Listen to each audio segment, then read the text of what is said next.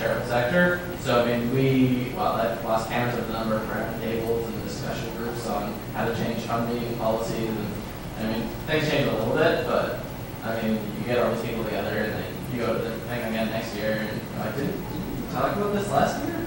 I mean, I think there's certain elements. I mean, for government in particular, they usually have pretty strict rules on what they can and can't do. They choose to interpret them differently. I mean, so as much as possible, you want them to interpret them in their favorable light.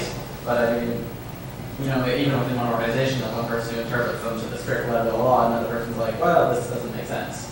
And I mean, it's just a lot of times they'll start off with being very strict, and then once they get to know you more, they'll. But that was what came through with that project as well. People talked about the building of trust and relationships, and a lot of what happened locally, and like it didn't happen at the big round tables. Stuff didn't come from big round tables. It came from little round tables. It came from local round tables where people actually tried to establish a connection to whoever their local officer was, to the extent that it was possible if there was an opening. And where there was an opening, some amazingly good and interesting things happened. You know, they were able to identify some of the spaces, right? Yeah. Where there was a little bit of latitude. Well, that's what it says, but it could be interpreted that way. So a lot of it was about relationship building and trust. And that's quite a the question I was asked was like advocacy, which I think, I mean, a small organization, you're not going to get anything from advocacy. No. You will get from building relationships with a specific person, whether it's a foundation, the government, corporation. I mean, all that actually can do something. I mean, trying to change policy for, you know, a massive, I mean, we do that like so much, and you know, like, you go to the next year and they have another discussion with 200 people, and they get the same recommendations, and they have another one. Was that another question? Well, sort of. Sort of a question, and a bit of a point.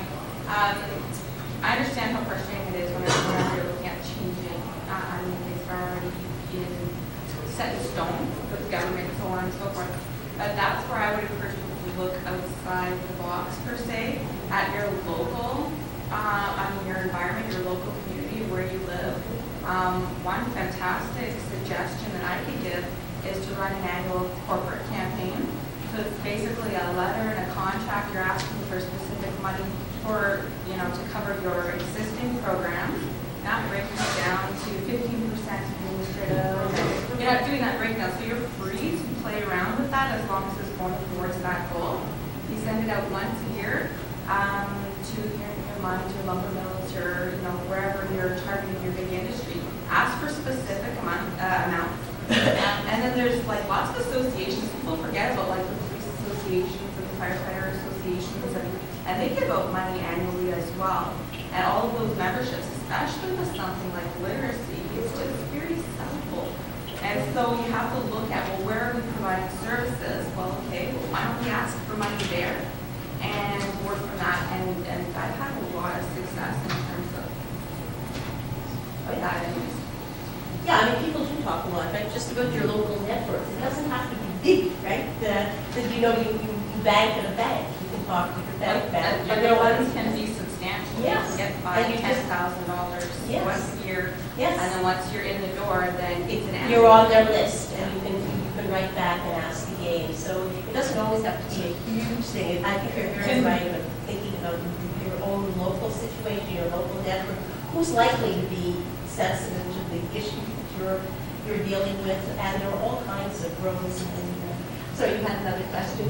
Well, actually, not a question. That where I am right now, for my agency is we have talent, so we have expertise that we can sell that we probably need to start looking at it more as a revenue producer, a fee for service, a dirty word sometimes, or maybe not stepping outside in that box. How do I generate revenue to keep my free programs alive? And everybody worries about numbers. You can't count the numbers, but you know what? There's probably revenue generation available out there. The other thing is I've unofficially started to partner with an agency in another municipality. So maybe there'll be things that we can share. Yeah, that will save the money. And the last thing that I've noticed, and I've only been in the field 2 years, is there's no great strides in collective purchasing or anything like that. There's no group that says, let's, as a group, we're going to buy these things. Right. And we're going to buy them from this agency or company. pay a lot less money because we do that. And we don't do that. I mean, the one thing with collective purchasing is, I'd say, maybe there's great strides in literacy. In some other sectors, you can actually see, I mean, like, they do it really, really well. Oh, yeah. I mean, for example, like we have our new projects that Imagine, and the Library Association will come and say, okay, all the libraries in Ontario are going to be purchasing through us, what discount will you give us? And we're like, well, I'm going to save us time, save us marketing, so like, okay, we'll give you a discount. I mean, That's right. But can you imagine from an insurance perspective? Yes. Or Yes. all those things Yes. that are going through the, Correct. I'm dealing with Canon on photocopying. There's all kinds of things that are, ooh, I wish I had a bigger stick. Yeah. I'd hit you guys right over the head with that. yeah. We're down to our last 5 minutes, so I think, are we supposed to be asking people to fill in the evaluations? Yeah, they can sit up front or. They're on the seats, yes, so you can still ask questions while you're filling them in. One suggestion, I know with this fourth quarter funding, it never really goes away. Yeah. One good thing, suggestion I would have is to prepare some wish lists.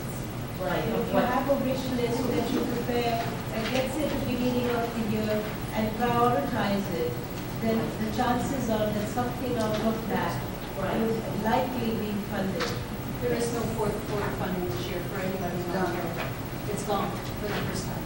But it might come back. I I'm mean, just saying that. It might, you know, yes. often they Yeah, say. we do wish lists. In September that there's no funding, and then come February. No, it's been spent. you know, It's been spent this year. So anyway, I went would to like the for sector. it's a suggestion that, you have this wish list, and then you're ready to go with it. Yeah. You have a project, Yeah. you're ready to There's go been, with it. I agree with you that there's been many years they've said that it's been spent, it's gone, but at the end of the year they give it out. And happens all the time. It was made. My issue is I want to spend it on programming, and that is one thing they Yeah. won't let me do Yeah. because you don't have enough time. So I can have all the wish lists I want. I have one thing on it, I want to spend it on my students and my programs. And, Can you exchange one expense for another? In other words, could you take money No, from the no, program? because you have to have it spent by a certain date. So you can run that programming for 3 weeks, you're good to go. You can't prepay You any can expenses? prepay. You can. You can prepay expenses. A lot of times you can prepay on different things, but it doesn't help pay for your staffing to continue on your programming. You're still, A short-term solution. Exactly. Yeah, short. Yeah. I prepaid lots of. Yeah, I mean, Yeah. I would too. Get a contract. No, I was going the same line, but the wish list is great, but my wish list is I'd rather pay my staff more so I don't have to keep losing into other programs Yeah. and pay more money. Yeah. So Well, you see, my and that- wish yeah. list is that. And that you was can't fix that with huge, fourth by the quarter way, the funding. constant loss of knowledge and expertise, that Very you frustrating. lurch from project to project, lose people with knowledge, lose people with expertise, and It's not then even you the get. projects, it's just regular You get- staffing, that's because right. you get people that come in that are incredible. Yeah, And you the can't school keep board them. can come along and go, but I'm gonna offer you That's 30 right. bucks an hour, come work for us, That's right out right. the door like that, because you cannot compete with that at a nonprofit level. And my wish list would be to put it on staffing, but I can't do that at fourth quarter, I hope the money's gonna show up, because all of a sudden I don't have enough money to pay the staff to be there, because it didn't show up that year. Would that be, what do you think to do? You're not the flavor of the month. You have the parting, consistent thought. I mean, I don't know whether this has been energy. Good luck. Good luck, yeah. Yeah, thanks for that. Well, I'm thanking everybody for coming. I guess we probably didn't resolve any of your issues, but maybe we validated some way. You said that I'm not alone, there's lots of people. This is and it's not just literacy, this is critical experience, right through the voluntary sector, and even in the United States, not just in Canada. So, to the extent that consultants. I mean, one thing that would be helpful for people to leave off is looking at the different sources of revenue over time. My government funding is actually, about 10 years ago, this number was at 50%. So it's becoming an increasing source of revenue. So despite all the irritations, I think pretty much everyone has something to say about it. It's not going to go away, it's going to get bigger. Some of the stuff you do have a bit more discretion with, like foundation fundraising is the quickest growing subset of funding for the nonprofit sector. I mean, there might be some avenues there you want to look at. I mean, it's not a short-term solution. There's still a heck of a lot of problems with it, but it's grown at a rate much higher than every other source of revenue over the past 5-6 years. It took a big dive, but I mean, as long as the stock market, we're recovers, it probably will continue to go up. You know, you've raised an issue. I just wanted to say, a couple of years ago, we were working with a speaking planner who said to us, you know, we were also complaining that we were too dependent on government. And he said, you know, if you feel that you should be reducing your dependence on government, you need to develop a long-term frame of reference. Now, what would need to happen if we actually wanted to do this? What other things would have to happen? And there are ways of doing it. They're not necessarily easy because we've sort of fallen into this dependency now, and we don't really see what the ways out. Because there are ways out, and you need to start to think about what those might be. And if they're important to you, you start working towards them over the long term. Say, in 5 years, this is where we'd like to be. In 10 years, this is where we want to be. And then see if it can work. But it's not easy. It's not easy. And I don't want to make out this. But you don't have to accept that it's just going to keep going and going. So, you know, you have more impact than that. You can make longer term decisions and begin to act.